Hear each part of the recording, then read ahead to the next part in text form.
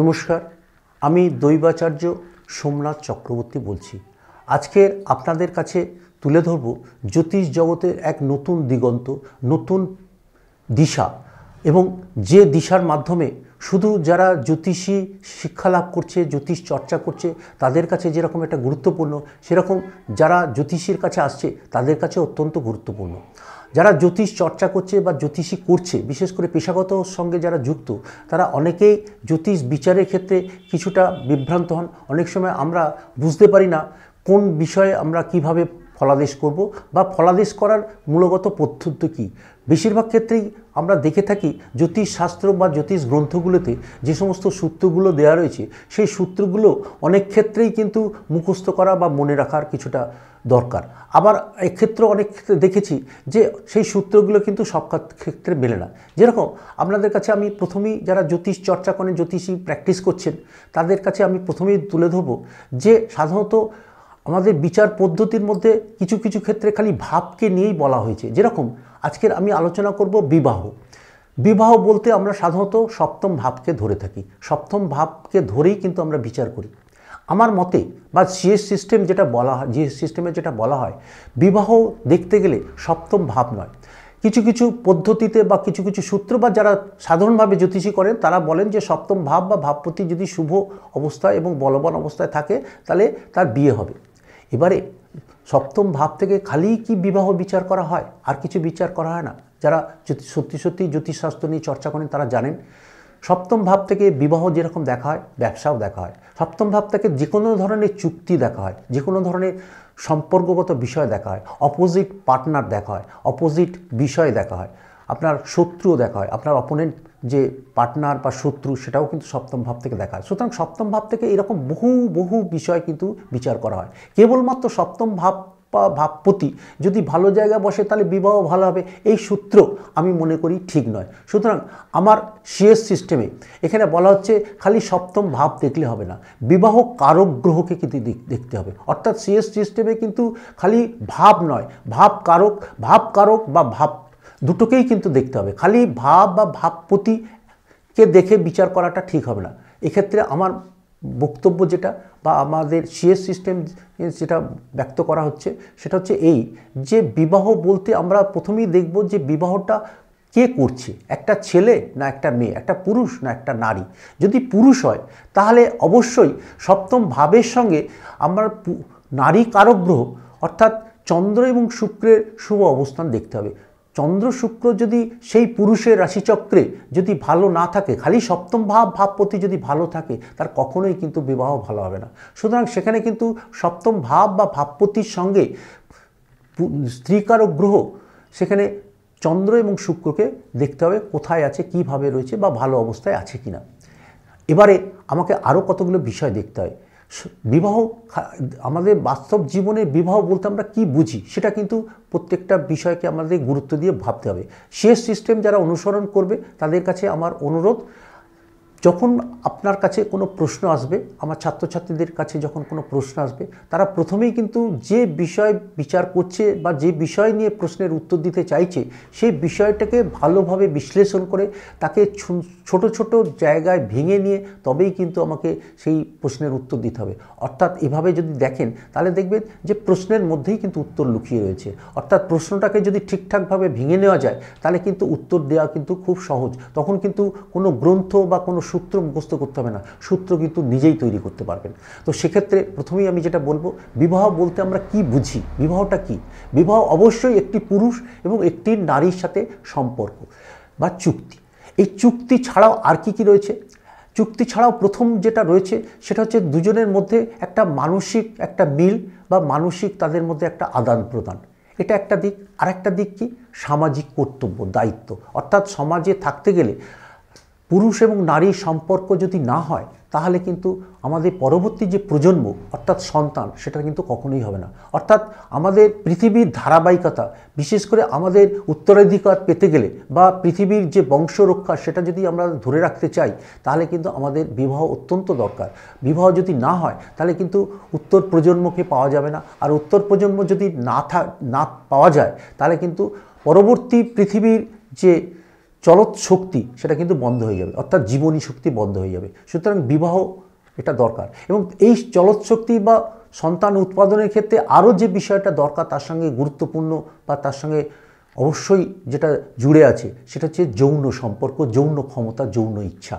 এই যৌন ইচ্ছা, যৌন ক্ষমতা যদি সঠিকভাবে রাশিচক্রে বিচার না করা হয় তাহলে কেবলমাত্র বিবাহ সুখ বা বিবাহের আনন্দ এটা কিন্তু আমরা বলতে পারি না। তো সেক্ষেত্রে এগুলোও দেখতে হবে। এছাড়া দেখতে হবে তার শারীরিক সমস্যা, মানসিক সুখ আনন্দ, এইগুলো ছাড়াও আরও যে বিষয়গুলো দেখতে হবে সেটা হচ্ছে যে আমাদের বৈবাহিক জীবনে আমরা ঠিকঠাক থাকতে পারবো কিনা, আমাদের অর্থনৈতিক স্বাচ্ছন্দ্য আছে কিনা, আমাদের গৃহগত সুখ পাবো কিনা, গৃহগত স্বাচ্ছন্দ্য বা গৃহগত জায়গাটায় কোনো সমস্যা আছে কিনা, এগুলোও কিন্তু দেখতে হয়। তো সেই কারণে একজনের ভালো বিবাহ হবে কি হবে না সেক্ষেত্রে কিন্তু আমাদের এই বিষয়গুলোকে যদি আলাদা আলাদাভাবে চিহ্নিত করে যদি বিচার না করি তাহলে কিন্তু কখনোই কিন্তু বিচার ফল সঠিকভাবে আমরা বলতে পারবো না বা মিলবে না। তো সেক্ষেত্রে আমাদের যেটা করতে হবে সেটা হচ্ছে যে প্রত্যেকটা বিষয়কে আলাদাভাবে ভেঙে নিয়ে প্রত্যেকটা বিষয়গত হিসেবে আলাদাভাবে বিচার করতে হবে এবং সেই বিচার ফলকে সামগ্রিকভাবে এক জায়গায় সমন্বয় করে বিচার ফল নির্দেশ করতে হবে। সেটা কীরকম? সেটা হচ্ছে এইরকম যে ধরা যাক কোনো পাত্র তার জন্যে পাত্রী খুঁজতে চলেছে বা পাত্রী বিয়ে করবে। প্রথমত যেটা হবে স্থান, কাল, পাত্র, অর্থাৎ পাত্রের বয়স, বিবাহ হয়েছে কিনা, যাকে বিয়ে করবে তার বিবাহযোগ্য বয়স হয়েছে কিনা, অর্থাৎ তার সময় বা কালটা ঠিক হয়েছে কিনা, এবং যে সময়ে সে বিয়ে করছে সেই সময়ে তার অর্থনৈতিক অবস্থা, অর্থাৎ পাত্র সে মানে খাওয়াতে পড়াতে পারবে কিনা, তাকে ঠিক মতন পরিচালিত করতে পারবে কিনা, তাকে দেখাশোনা করতে পারবে না, তার দায়িত্ব নিতে পারবে কিনা, এগুলো কিন্তু আমাদের বিবাহিত জীবনে কিন্তু একটা মূল উদ্দেশ্য বা মূল বিষয়। এগুলোকে যদি আমরা অস্বীকার করি, এগুলোকে যদি না ভাবি তাহলে বিবাহিত জীবন কখনোই সুখের হবে না। তাছাড়া আরও কিছু দেখতে হবে, তার বাড়িঘর কেমন, তার বাড়িঘরে তাদের থাকার মতন অবস্থা ঠিকঠাক আছে কিনা, সে যে জায়গায় থাকে সেখানে তার স্ত্রীকে সে সুন্দরভাবে রাখতে পারবে কিনা। সুতরাং এইগুলো আমাদের দেখতে হবে। আর কি দেখতে হবে? আর দেখতে হবে তার শরীর স্বাস্থ্য ঠিক আছে কিনা, শারীরিক ক্ষমতা ঠিক আছে কিনা। শারীরিক ক্ষমতার সঙ্গে দেখতে হবে তার যৌন ক্ষমতা বা যৌন ইচ্ছা বা যৌন যে শক্তিগুলো সেগুলো ঠিকঠাক আছে কিনা। তো এইগুলো দেখতে গেলে আমাদের যে বিষয়গুলো দেখতে হবে এক এক করে আমরা সেই বিষয়গুলোকে নিয়ে আজকে আলোচনা করি। প্রথম আমরা যেটা দেখব যে জাতক জাতিকার শরীর স্বাস্থ্য ঠিক আছে কিনা। জাতক জাতিকার শরীর স্বাস্থ্য দেখতে গেলে আমরা প্রথমেই যেটা দেখব সেটা হচ্ছে লগ্নভাব। অবশ্যই লগ্নভাব দেখব, কিন্তু লগ্নভাবের সঙ্গে অন্যান্য গ্রহ এবং অন্যান্য রাশি বা ভাবেরও কিন্তু গুরুত্ব আছে। তার কারণ যদি দেখা যায় তার যদি কোনোভাবে শারীরিক সমস্যা আছে, তার হার্টের সমস্যা আছে, তার চোখের সমস্যা হতে পারে, এরকম বিভিন্ন সমস্যা হতে পারে। সুতরাং শরীর স্বাস্থ্য দেখার জন্যে রাশিচক্রে যেভাবে বিচার করা হয় সেটা আমি অন্য প্রসঙ্গে বা অন্য আলোচনায় আমি সম্পূর্ণভাবে তুলে ধরবো, কিন্তু আমাদের প্রথম শরীর স্বাস্থ্য দেখতে হবে বিয়ের ক্ষেত্রে।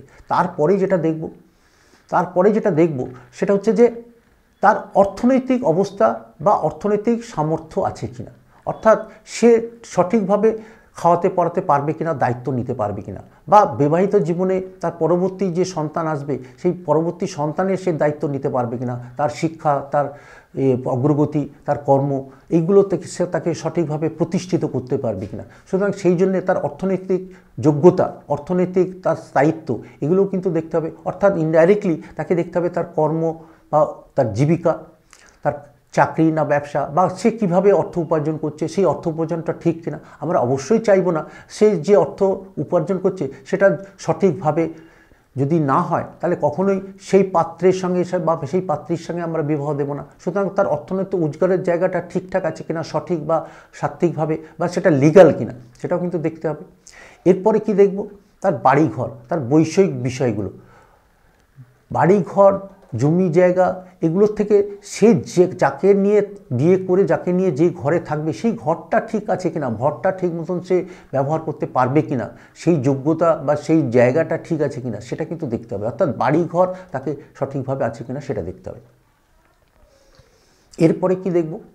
এরপরে যেটা দেখব সেটা হচ্ছে যে তাদের সঙ্গে পারিবারিক সম্পর্কটা কেমন হবে, অর্থাৎ দুই পরিবারের মধ্যে সম্পর্ক। সাধারণভাবে আমাদের এখনো পর্যন্ত আমাদের বিশেষ করে ভারতীয় যে সংস্কৃতি বিশেষ করে বাংলার যে সংস্কৃতি তাতে কিন্তু পরিবারগত সম্পর্ক কিন্তু খুব গুরুত্বপূর্ণ। দুই পরিবারের মধ্যে যদি সম্পর্ক শুভ না হয় তাহলে কিন্তু অনেক ক্ষেত্রেই কিন্তু বিবাহ কিন্তু ভেঙে যায় বা বিবাহের ক্ষেত্রে সমস্যা আসে।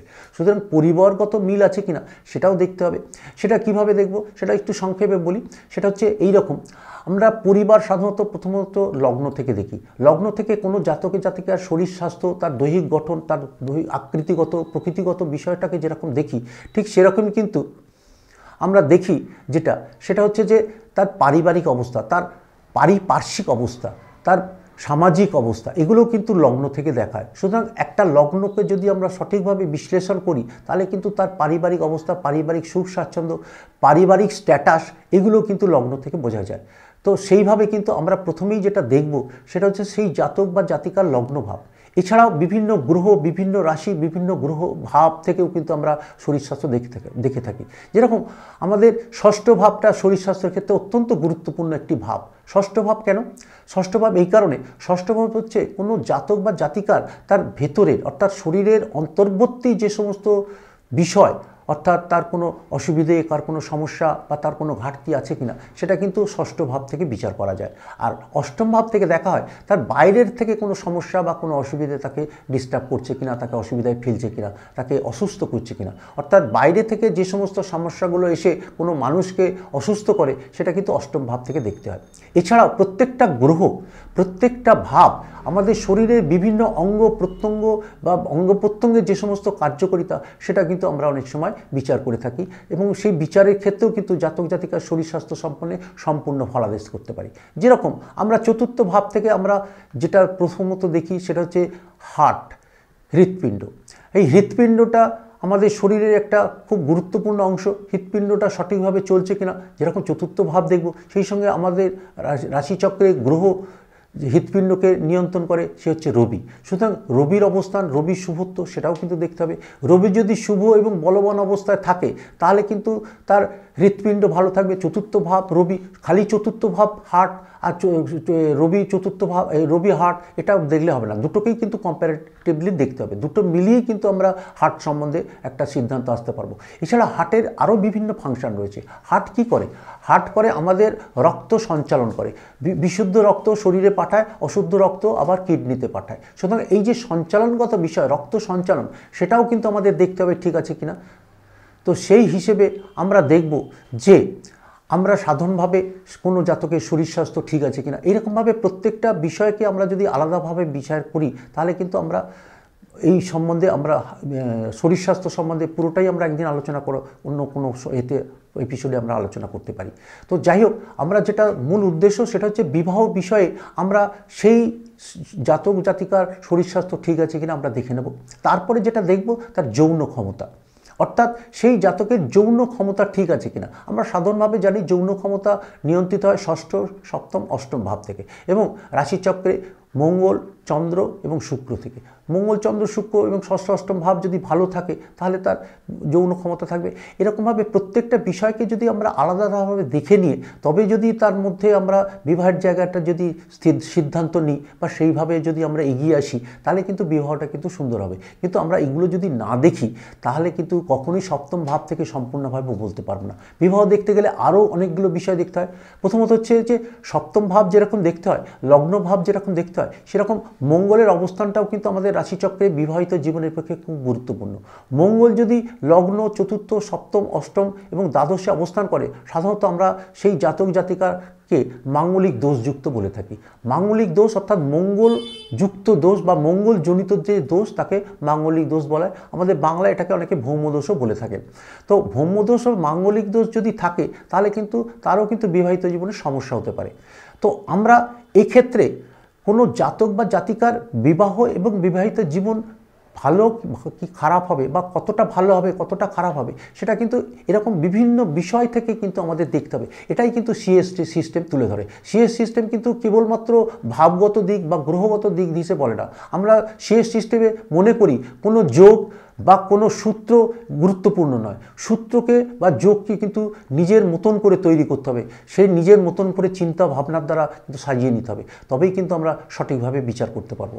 এইভাবে আমরা বিবাহের ক্ষেত্রে যেরকম দেখব, সেরকম আমরা আরও বিষয় যেগুলো বিবাহের ক্ষেত্রে দেখব, সেটা হচ্ছে যে জাতক জাতিকার জীবনে মন বা মানসিকতা, সেই জায়গাটা দেখব। দুজনের মধ্যে আন্ডারস্ট্যান্ডিং বা বোঝাপড়া কতটা আছে, সেটার জন্য বোঝাপড়া দেখতে গেলে যেরকম চতুর্থ ভাব এবং চন্দ্রকে দেখতে হবে, সেরকম বোঝাপড়ার ক্ষেত্রে আরও কতগুলো দিক আছে, যেটা হচ্ছে যে তাদের মধ্যে সহনশীলতা, তাদের মধ্যে মানিয়ে নেওয়ার ক্ষমতা, তাদের মধ্যে অপরের সঙ্গে বা অন্যের সঙ্গে অ্যাডজাস্ট করার ক্ষমতা, এইগুলো কিন্তু আমাদের রাশিচক্রে যদি ভালো না থাকে, তাহলে কিন্তু কখনোই কিন্তু বিবাহিত জীবন খুব একটা সুখকর হবে না। তো সেই হিসেবে আমরা দেখব যে সেই জাতক জাতিকা রাশিচক্রে কতটা সে সহ্য করতে পারছে, সহনশীলতা, কর্তব্য, দায়িত্ব, নৈতিকতা বোধ কতটা আছে, এগুলো কিন্তু আমাদের বৃহস্পতি, শনি ইত্যাদি গ্রহ থেকে দেখতে হয়। এরপরে আমরা আরও কতগুলো বিষয় দেখব যে তার পারিবারিক সম্পর্ক কেমন হবে, শ্বশুর শাশুড়ি কেমন হবে, তার দূরে বিয়ে হবে না কাছে বিয়ে হবে। আমরা প্রথমেতে শ্বশুর শাশুড়ি দেখতে গেলে সাধারণত অনেকেই আমরা যেটা করে থাকি, সেটা হচ্ছে যে দশম ভাব যদি স্ত্রী বা স্বামী হয়, তার চতুর্থ অর্থাৎ দশম ভাব হচ্ছে শাশুড়ি বা সেই স্ত্রী বা স্বামীর মা বা তার শ্বশুর বাড়ি। সুতরাং চতুর্থ ভাব যেরকম গৃহ বাড়ি ঘর দেখায়, সেরকম সপ্তমের চতুর্থ ভাব থেকে তার শ্বশুর বাড়ি দেখা হয়, শাশুড়ি দেখা হয়। আবার সপ্তমের নবম ভাব অর্থাৎ তৃতীয় ভাব থেকে তার শ্বশুর মশাই দেখা হয়। এই শ্বশুর মশাই যদি দেখতে হয়, তাহলে কিন্তু তার সঙ্গে কিন্তু নবম ভাবে অর্থাৎ সপ্তমের নবম ভাব তৃতীয় ভাব যেরকম দেখব, সেরকম প্যারালালি সেই রাশিচক্রের রবি এবং চন্দ্র অর্থাৎ চন্দ্র মানে মা, এখানে পাত্রীর হরস্কোপে চন্দ্র অর্থাৎ শাশুড়ি এবং পাত্রের হরস্কোপে রবি অর্থাৎ শ্বশুর মশাই, এইভাবে কিন্তু রবি চন্দ্রের পরস্পরের অবস্থানগত যে সম্পর্ক, সেটাও কিন্তু আমাদের দেখে নিতে হবে। অর্থাৎ রবির সঙ্গে রবি, চন্দ্রের সঙ্গে চন্দ্র, বৃহস্পতির সঙ্গে বৃহস্পতি, লগ্নের সঙ্গে লগ্ন এবং চন্দ্রের সঙ্গে চন্দ্র, এইগুলো কোথায় কিভাবে অবস্থান করছে সেগুলো কিন্তু দেখে নিতে হবে। আমরা রাশিচক্রে জোটক বিচার করতে গিয়ে আমরা কিন্তু অনেক ক্ষেত্রেই অষ্টকূট বিচারটাকে কিন্তু ভীষণ মাত্রায় জোর দিই বা তাকে গুরুত্ব দিয়ে থাকি। এটা কিন্তু সিএস সিস্টেম কিন্তু বলে এটা কিন্তু ভুল। আপনারা যদি কেবলমাত্র অষ্টকূট বিচার করে যদি রাশিচক্রে কোনো পাত্রপাত্রীর যদি বিবাহ ঠিক করেন, তাহলে কিন্তু কখনোই বিবাহ কিন্তু সম্পূর্ণভাবে সুন্দর বা তার ভালো হবে না, বা ভালো হবার সম্ভাবনা খুব একটা থাকে না। কেন? তার কারণ হচ্ছে অষ্টকূট বিচারে আমরা যেটা করে থাকি, কেবলমাত্র চন্দ্রের নক্ষত্র এবং চন্দ্রের অবস্থানগত রাশি অবস্থান নিয়েই কিন্তু আমরা পরস্পরের মধ্যে বিচার ভাবনা করে থাকি। এখানে কিন্তু রাশিচক্রের মধ্যে 12টা রাশি, গ্রহদের মধ্যে 9টা গ্রহ এবং নক্ষত্রের মধ্যে 27টা নক্ষত্র, সবগুলোকে বাদ দিয়ে আমরা কেবলমাত্র একটা রাশি, একটা গ্রহ এবং একটা নক্ষত্রকে নিয়ে যখন আমরা বিচার করব, তখন কিন্তু সেই বিচার ফল কখনো স্বয়ং সম্পূর্ণ বা পরিপূর্ণ হতে পারে না। সুতরাং অষ্টকূট বিচারে সেখানে কিন্তু কোনো গুরুত্বই আমার মতে খুব একটা থাকে না। এছাড়াও আরও অনেকে যেটা করে থাকেন, যেরকম নরগণ যদি কোনো পাত্রের হয়, অর্থাৎ কোনো ছেলের যদি নরগণ হয় আর পাত্রীর যদি রাক্ষসগণ হয়, বিশেষ করে ছেলের মা সেই বিয়ে কিন্তু নাকচ করেন। বিশেষ করে এটা আমাদের অনেক জ্যোতিষীও কিন্তু এটা কিন্তু করে থাকেন। এটা কিন্তু আমি বলবো ঠিক নয়, কারণ গণ বিচার বা বর্ণ বিচার এটা কিন্তু সাধারণভাবে কোনো জাতক জাতিকার মন বা মানসিকতাকে নির্দেশ করে। অর্থাৎ সে কী ধরনের মানুষ, কী ধরনের তার আচার আচরণ, কী ধরনের তার অ্যাক্টিভিটি, এটা কিন্তু গণ এবং বর্ণ থেকে বিচার করা হয়। এখান থেকে কিন্তু সেই জাতক যদি রাক্ষসগণ হয় বা জাতিকার যদি রাক্ষসগণ হয়, সে সবসময় খেয়ে ফেলবে তা নয়। কিন্তু রাক্ষসগণ মানে তার মধ্যে ভোগস্প্রিয়া থাকবে, তার মধ্যে কিন্তু ডমিনেটিং ক্যারেক্টার থাকবে এবং সে সবসময় কিন্তু রাক্ষসগণের জাতক জাতিকারা সবসময় কিন্তু গায়ের জোরে বা শক্তির দ্বারা সব কিছু অর্জন করার চেষ্টা করবে। আর নরগণ সেক্ষেত্রে কিছুটা শান্তশিষ্ট নিরীহ, সে কিন্তু সেক্ষেত্রে যুদ্ধ জয়ের ক্ষেত্রে বা তার সংগ্রামের ক্ষেত্রে সে কিন্তু খুব একটা এগিয়ে থাকবে না বা খুব একটা সংগ্রামের মধ্যে সে যাবে না। সেই কারণে রাক্ষসগণ এবং নরগণের মধ্যে তফাৎটা হচ্ছে, যদি রাক্ষসগণ স্ত্রী হয় অর্থাৎ ওয়াইফ যদি রাক্ষসগণ হয় এবং পুরুষ অর্থাৎ পাত্র যদি নরগণ হয়, তাহলে সেই নারী অর্থাৎ যার সাথে বিয়ে হচ্ছে সেই নারী, রাক্ষসগণের নারী সেই পাত্রকে কিন্তু ডমিনেট করবে। এটাই কিন্তু মূল সূত্র বা এটাই মূল ফল। এর সঙ্গে কিন্তু রাক্ষস মানেই তার মৃত্যু হবে বা তাকে খেয়ে ফেলবে বা বৈধব্য হবে, এটা কিন্তু ভুল ধারণা। তো তো এইভাবেই কিন্তু আমাদের সিএস সিস্টেম যেটা বলছে সেটা হচ্ছে আপনি খালি সূত্র নয়, বাস্তবটাকে চিনুন, বাস্তবটাকে জানুন, বাস্তবের সঙ্গে মিলিয়ে নিন জ্যোতিষের সিদ্ধান্তগুলো। জ্যোতিষের সিদ্ধান্ত বাস্তবসম্মত এবং বিজ্ঞানসম্মত এবং যুক্তিসম্মত যতক্ষণ না হবে ততক্ষণ কিন্তু জ্যোতিষশাস্ত্র কখনোই কিন্তু পরিপূর্ণ বা স্বয়ংসম্পূর্ণ হবে না। আপনারা যদি কেবলমাত্র বাস্তবকে এড়িয়ে কেবলমাত্র সূত্র, জ্যোতিষের সূত্র এবং জ্যোতিষের যে যোগ রয়েছে সেই যোগের উপর ভিত্তি করে যদি ফলাদেশ করতে চান, সেই কারণেই কিন্তু ফলাদেশ কখনোই মেলে না, বেশিরভাগ ক্ষেত্রেই মেলে না। আরেকটা কথা খুব গুরুত্বপূর্ণ, যেটা হচ্ছে এই যে আমরা যখন ফলাদেশ করব তখন রাশিচক্র, দশা অন্তর্দশা, গোচর এগুলোও কিন্তু খুব গুরুত্বপূর্ণ। রাশিচক্র কিন্তু কোনো জাতক জাতিকার তার জীবনের ঘটনার সম্ভাবনা বা যেটা পাওয়া সেই জায়গাটাকে কিন্তু নির্দেশ করে, কিন্তু পাইয়ে দিতে পারে না বা ফল দিতে পারে না। রাশিচক্র কখনো ফল দিতে পারে না। রাশিচক্র যেটা করে সেটা হচ্ছে ঘটনার সম্ভাবনাকে তুলে ধরে, ঘটনার সম্ভাবনাকে উজ্জীবিত করে, বা আপনি জীবনে এটা পেতে পারেন এই পর্যন্ত তাকে ফলাদেশ করতে পারে। কিন্তু আপনি পাবেনই কিনা, ঘটনা ঘটবে কিনা, কখন ঘটবে সেটা বলে কিন্তু দশা অন্তর্দশা এবং গোচর। দশা অন্তর্দশা গোচর যদি তার সঙ্গে সঠিক মাত্রায় যদি আপনি যোগ না করেন, তার সঙ্গে যদি সমন্বয় না করেন, মিলিয়ে না নেন, তাহলে কিন্তু কখনোই কোনো বিচার কিন্তু স্বয়ংসম্পূর্ণ হবে না।